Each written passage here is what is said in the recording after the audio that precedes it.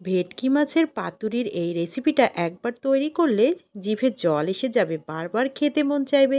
আসসালামু আলাইকুম ভিউয়ার্স, আপনারা সবাই কেমন আছেন? আশা করি রব্বুল আলামিনের রহমতে আপনারা সবাই খুব ভালো আছেন। আল্লাহ পাক আপনাদের সবাইকে সুস্থতা দান করুক। ঘরে ও বাইরে, দেশ ও বিদেশে যে যেখান থেকে আজকের এই রেসিপিটা দেখছেন, আপনাদের সবাইকে আমন্ত্রণ জানাচ্ছি। আমি সোনিয়া। আপনারা সবাই ভালো আছেন তো? আজকে আমি ভেটকি মাছের পাতুরি তৈরি করেছি একদম সহজভাবে, সিম্পলভাবে, যে কেউ একবার দেখলেই তৈরি করে নিতে পারবেন। আর এই পাতুরিটা এত সুস্বাদু আর এত টেস্টি হয় যে গরম গরম ভাতের প্লেট নিমিষেই শেষ হয়ে যায়। তবে চলুন দেখেই নেই ভেটকি মাছের পাতুরি রেসিপিটা। প্রথমেই আমার নিয়ে নিতে হবে ভেটকি মাছ। এখানে আমি ছোট সাইজ করে, মিডিয়াম থেকে ছোট সাইজ করে 10 পিস ভেটকি মাছ নিয়েছি। আর এই মাছগুলোকে খুব ভালো করে আগে ধুয়ে নিয়েছি আমি। এখন এখানে দিয়ে দিচ্ছি স্বাদ মতো লবণ, আর দিয়ে দিব একটা লেবুর অর্ধেকটা কেটে পুরোটা লেবুর রস এখানে দিয়ে দিচ্ছি। দিয়ে খুব ভালো করে মেখে নিব। মেখে নিয়ে এই মাছটাকে আমি প্রায় 1 ঘন্টা মতো রেস্টে রেখে দিব। এতে মাছের যে আস্তে একটা গন্ধ ভাব থাকে সেটা কিন্তু দূর হয়ে যাবে, আর মাছটা এত সফট হয়ে যাবে, পাতুরিটা খেতে দারুণ লাগবে আর টেস্টটাও খুবই দারুণ আসবে। আমি পুরো লেবুর রসটা এভাবে চিপে দিয়ে দিলাম। খুব ভালো করে মেখে নিচ্ছি। মেখে নিয়ে এটা ঘন্টাখানেক আমি রেস্টে রেখে দিব। ঘন্টাখানেক পর এটার জন্য আমি মশলা তৈরি করছি। এখানে প্রথমেই নিয়ে নিচ্ছি কালো সরিষা বাটা, সাদা সরিষা বাটা, পোস্ত বাটা আর কাঁচামরিচ একসাথে আমি বেটে নিয়েছি। কালো সরিষা 1 টেবিল চামচ আর সাদা সরিষা 1 চা চামচ, পোস্ত বাটাও 1 চা চামচ, তার সাথে 8টা কাঁচামরিচ আমি বেটে নিয়েছি। ঝালটা আপনাদের পছন্দ মতোই দিবেন।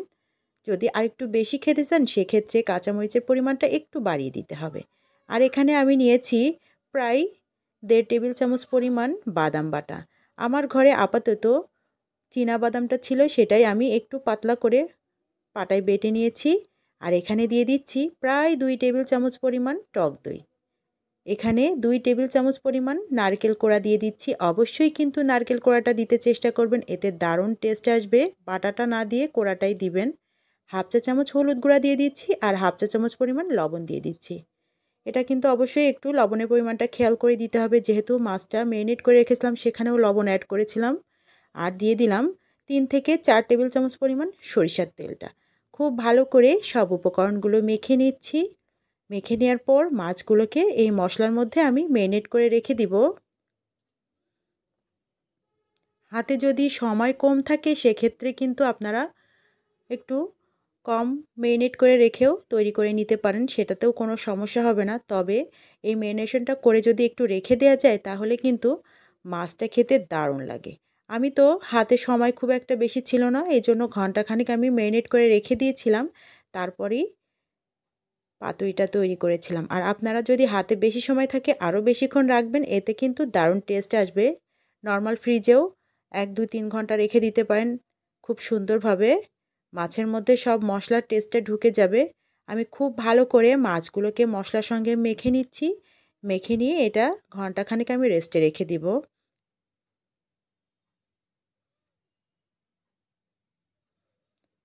ঘন্টাখানিক মাছটা রেস্টে থাক, আর এদিকে আমি কলা পাতাটা তৈরি করে নিচ্ছি।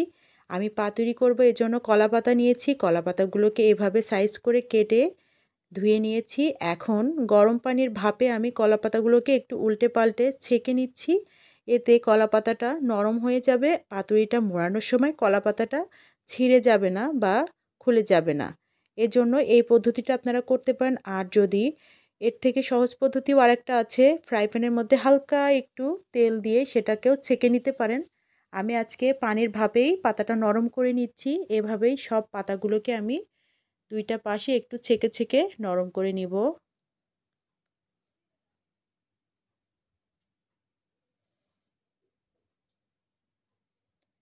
আমার কলা পাতাটা রেডি হয়ে গেছে। ঠিক একইভাবে সব পাতাগুলো আমি করে নিচ্ছি। আর একটা ডালার মধ্যে পাতাগুলো এভাবে লম্বা করে রেখে দিচ্ছি, তাতে পানিটা ঝরে যাবে।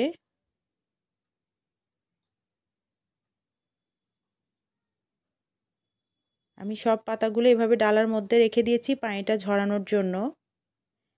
এবার আমি পাতুরিটা তৈরি করব। প্রথমে একটা কলা পাতা নিয়ে নিচ্ছি।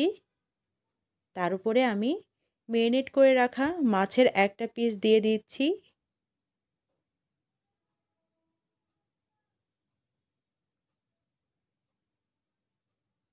তার সাথে খানিকটা মশলা উঠিয়ে দিব আমি। মশলা উঠিয়ে দিলাম। ঠিক খুব সুন্দর করে এখন আমি পাতাটাকে মুড়িয়ে নিব।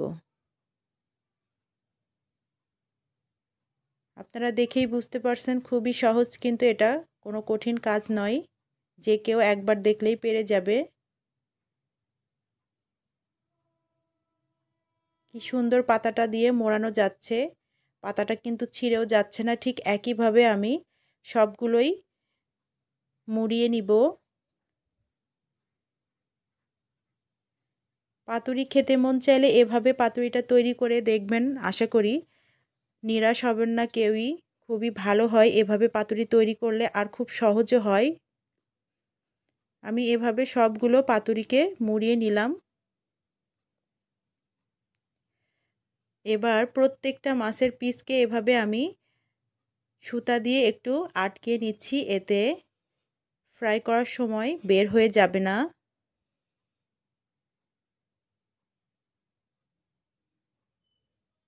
সুতা দিয়ে একটু বেঁধে দিতে হবে অবশ্যই, তা না হলে কিন্তু মশলাগুলো বের হয়ে যাবে ভাজার সময়।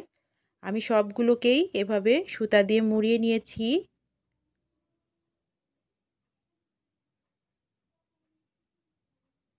এখন এগুলোকে আমি ভেজে নিব।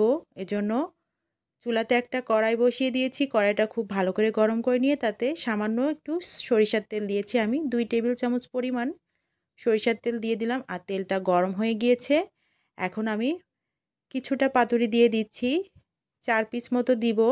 আর চুলার হিটটা কিন্তু এ পর্যায়ে রাখতে হবে মিডিয়াম টু লো হিটে। এভাবে আমি 4 পিস দিয়ে ঢাকনা দিয়ে ঢেকে দিলাম। 10 মিনিট মতো আমি রেখে দিচ্ছি। 10 মিনিট পর ঢাকনাটা খুললাম।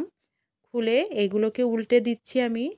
উল্টে দেওয়ার পর আবার ঢাকনা দিয়ে ঢেকে মিডিয়াম টু লো হিটেই আরও 7 থেকে 8 মিনিট আমি রান্না করে নিব। এতেই দুইটা পাশে খুব সুন্দরভাবে ভাজা হয়ে যাবে, আর ভিতরে মাছের পিসগুলা খুব সুন্দরভাবে সেদ্ধ হয়ে যাবে, মশলাটাও খুব সুন্দরভাবে রান্না হয়ে যাবে। একইভাবে আমি 7 থেকে 8 মিনিট পর আবার ঢাকনাটা খুলব। আমার পাতুরিটা পারফেক্ট হয়ে গিয়েছে।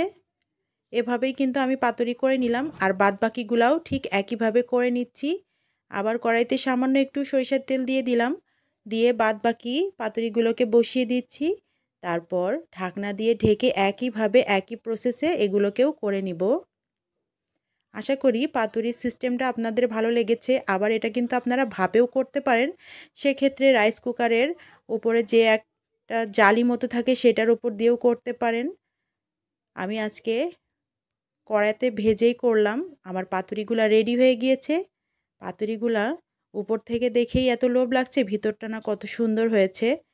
এই রেসিপি ফলো করে আপনারা ভেটকি মাছের পাতুরিটা তৈরি করে নিতে পারবেন। আর আজকের ভিডিওটা যদি আপনাদের ভালো লাগে অবশ্যই একটা লাইক দিবেন, আর কমেন্ট করে জানাবেন। আপু ভাইয়ারা অবশ্যই আপনারা যদি আমার চ্যানেলে নতুন হন তাহলে অবশ্যই চ্যানেলটা সাবস্ক্রাইব করে আমার পাশেই থাকবেন। আশা করি আজকের ভিডিওটা আপনাদের খুব ভালো লেগেছে।